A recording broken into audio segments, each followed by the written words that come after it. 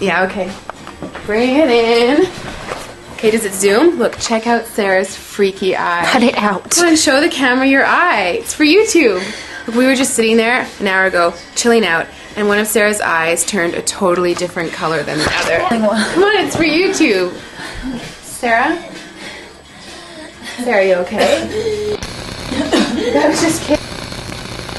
What's happening? Sarah?